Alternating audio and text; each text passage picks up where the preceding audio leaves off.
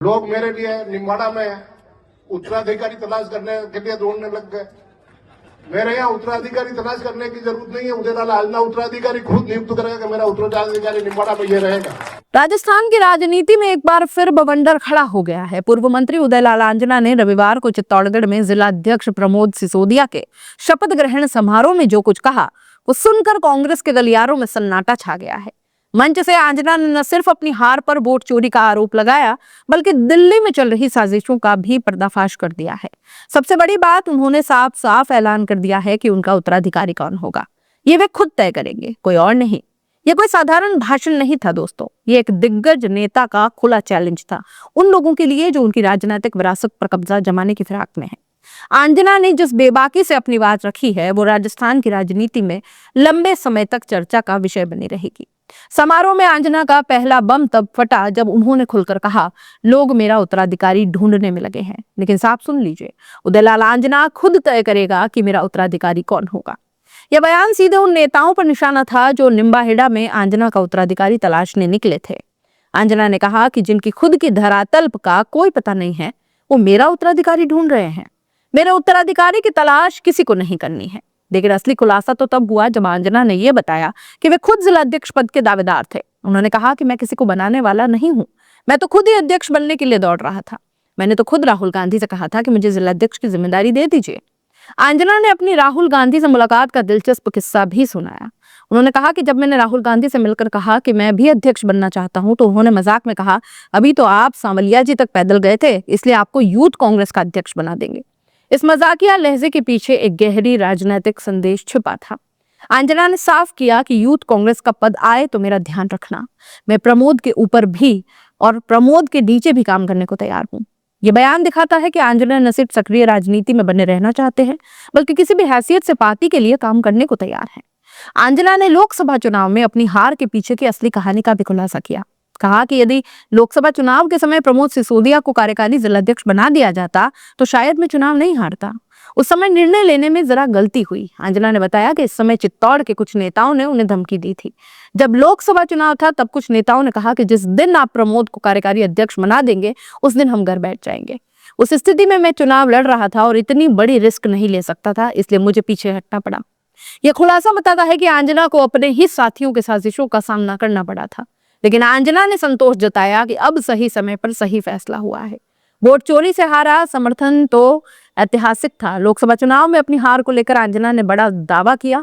कहा कि जब मैं लोकसभा चुनाव लड़ रहा था, गांव-गांव में जो समर्थन मिला वो ऐतिहासिक था। जितना समर्थन मुझे मिला, उतना वर्तमान सांसद सीपी जोशी को भी नहीं मिला।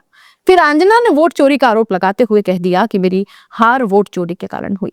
अगर मैं उस समय ये कहता तो लोग मुझे बहाना बनाने वाला कहते, लेकिन आज राहुल गांधी खुद कह रहे हैं, पूरा देश मान रहा है कि वोट चोरी हुई।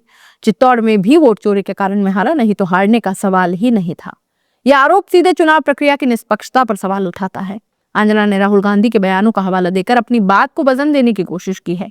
आंजना ने नवनियुक्त जिलाध्यक्ष प्रमोद सिसोदिया को खुली चेतावनी देते हुए कहा कि आज से ही चित्तौड़गढ़ के कुछ नेता दिल्ली में आपके खिलाफ जुट गए हैं। प्रमोद जी को सावधान रहने की जरूरत है। उन्होंने और आगे जाकर कहा कि चित्तौड़ के कुछ नेता तो आज से ही आपके खिलाफ दिल्ली में लग गए हैं। वे कह रहे हैं कि 6 महीने में राहुल गांधी आपको हटा देंगे। संगठन के लिए वे काम नहीं कर रहे, बल्कि आपको परेशान करने की कोशिश कर रहे हैं। ये बयान कांग्रेस के भीतर चल रही गुटबाजी की कलई भी खोलता है। आंजना ने साफ कर दिया कि कुछ नेता शुरू से ही सिसोदिया को गिराने की फिराक में है। आंजना ने भेरूलाल चौधरी के बारे में भी खुलकर बात की। कहा कि भेरूलाल चौधरी मेरे बहुत करीब हैं। मैंने कहा था कि आप अध्यक्ष बन जाइए, उन्होंने मना कर दिया और फिर प्रमोद को आगे किया, लेकिन फिर दिलचस्प मोड़ आया। आंजना ने बताया कि बाद में भेरूलाल का मन बदला, लेकिन मैंने कहा कि मैं बार बार निर्णय नहीं बदल सकता। भेरूलाल की आलोचना करते हुए आंजना ने कहा कि उनका कार्यकाल अच्छा था, आगे भी ले जाते, लेकिन वे विवादों में फंस गए और ऐसे आदमियों की शरण में चले गए। जब ऐसे लोगों की शरण में जाएंगे तो फिर ऐसा ही होगा। कांग्रेस को तोड़ने की साजिश का आरोप आंजना ने कांग्रेस के भीतर की स्थिति पर चिंता जताते हुए कहा कि कांग्रेस मजबूत है, लेकिन पूर्व सांसद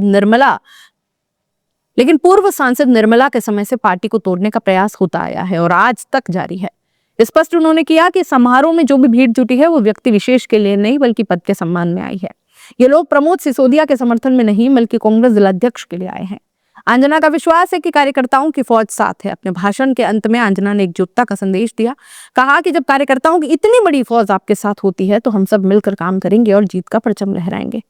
आंजना ने स्पष्ट कर दिया कि दूसरी विधानसभा में कौन आगे आएगा यह प्रमोद सिसोदिया की राय से तय होगा।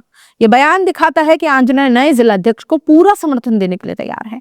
उदयलाल आंजना का यह भाषण राजस्थान की राजनीति में लंबे समय तक याद रखा जाएगा। उन्होंने न सिर्फ अपने राजनीतिक यात्रा की कहानी सुनाई बल्कि पार्टी के भीतर चल रही साजिशों को भी पर्दाफाश करके रख दिया। वोट चोरी के आरोप से लेकर दिल्ली में चल रही साजिशों तक आंजना ने हर मुद्दे पर बेबाक बात की। सबसे महत्वपूर्ण बात यह रही कि आंजना ने साफ कर दिया कि वे अभी राजनीति से रिटायर होने वाले नहीं हैं। उनका उत्तराधिकारी कौन होगा वे खुद तय करेंगे। ये संदेश उन सभी के लिए है जो उनकी राजनीतिक विरासत को हथियाने की कोशिश कर रहे हैं। चित्तौड़गढ़ की राजनीति में अब देखना यह होगा कि प्रमोद सिसोदिया आंजना की चेतावनियों को कितनी गंभीरता से लेते हैं और दिल्ली में बैठे साजिशकर्ताओं से कैसे निपटते हैं। एक बात तय है, उदयलाल आंजना अभी भी चित्तौड़गढ़ की राजनीति के सबसे प्रभावशाली चेहरों में से एक है और उनकी आवाज को नजरअंदाज करना किसी के लिए भी आसान नहीं होगा। आप इस पूरे मामले पर क्या सोचते हैं? अपनी राय कमेंट बॉक्स में लिख दीजिएगा। जाते जाते चैनल को लाइक, शेयर और सब्सक्राइब जरूर कर लीजिएगा। नमस्कार।